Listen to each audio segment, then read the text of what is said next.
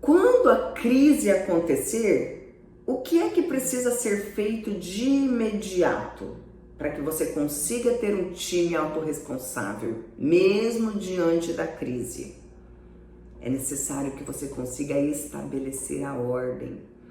Não a ordem no sentido figurado de imposição ou de vamos entrar em ordem, né? A ordem unida.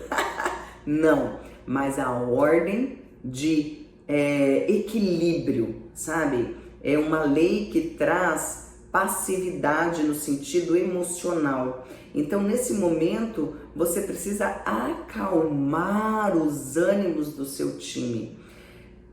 Fazer com que cada membro entenda que, apesar da instabilidade, da crise, nós temos então uma oportunidade. E olhando para essa oportunidade, nós podemos nos fazer valer como um time de verdade. Porque nos tempos de bonança é fácil para todo mundo, mas agora quem sobrevive os momentos de crise? Então é a hora do checkmate, é a hora do vamos ver, é a hora que se separam times de excelência para meras equipes. E eu quero que você esteja no time autorresponsável, que realmente entrega o seu trabalho, o seu desempenho, independente do momento em que você está vivendo, seja crise ou não. E também para continuar se diferenciando, que você, quando não estiver em crise, ainda assim faça uma gestão tão extraordinária que continue sendo destaque, mesmo onde todos têm a mesma oportunidade. Então, vamos entender como nós podemos fazer esse processo se tornar real. Como é que eu motivo e crio um time motivado num período de crise? Como eu já falei, a primeira coisa é acalmar os ânimos, é trazer segurança, é conseguir estabelecer paz em meio ao caos. O papel do líder nesse momento, onde ele vai exercer a sua influência, trazendo para a equipe, trazendo para cada membro do time uma esperança, para tirá-los daquele foco onde eles estão olhando para o cenário, onde naturalmente vai trazer para cada um ali um nível de estresse e prejudicando todo o andamento dos trabalhos, inclusive prejudicando muito a comunicação. Então, o líder entra agora como um estabilizador, usando o seu papel, a sua persuasão, para realmente acalmar o time, para que todos possam estar centrados e dizendo, está tudo bem, nós vamos encontrar uma saída. Porque normalmente os líderes, eles também se tornam desesperados diante da crise e acabam, ao invés de conseguir acalmar o seu time e trazer essa ordem, ele também se desespera e, ao invés de correr para o caminho do equilíbrio, ele ajuda a desestabilizar toda a crise.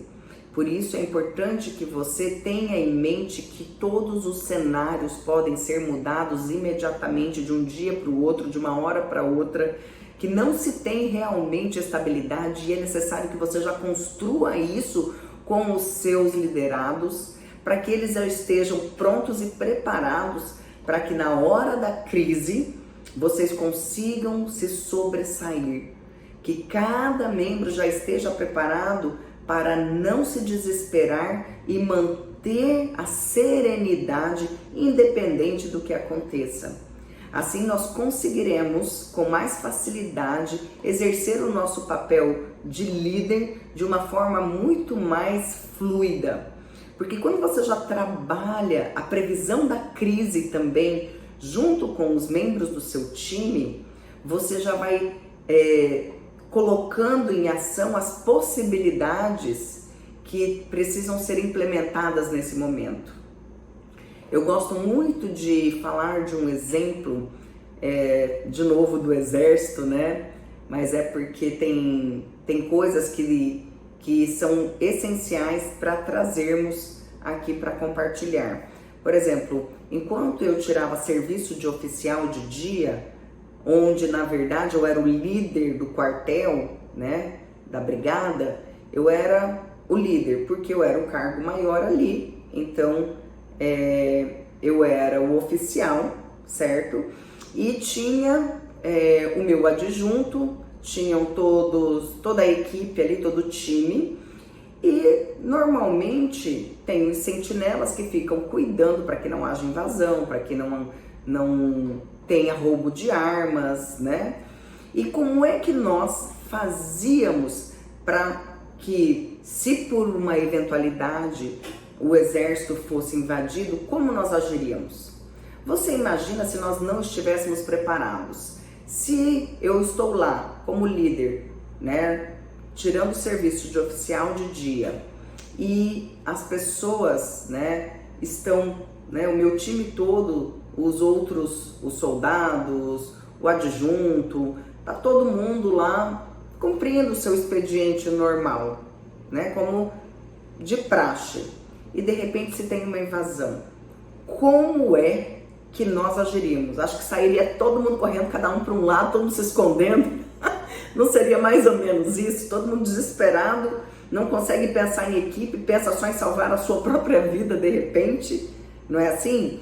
Então nós usávamos um plano de contingência, e você também precisa ter dentro do seu time essas possibilidades, porque você precisa também acompanhar as tendências, porque as crises podem ser internas e externas, como nós já falamos. Quantas crises que influenciam as empresas e a nossa conduta como líder.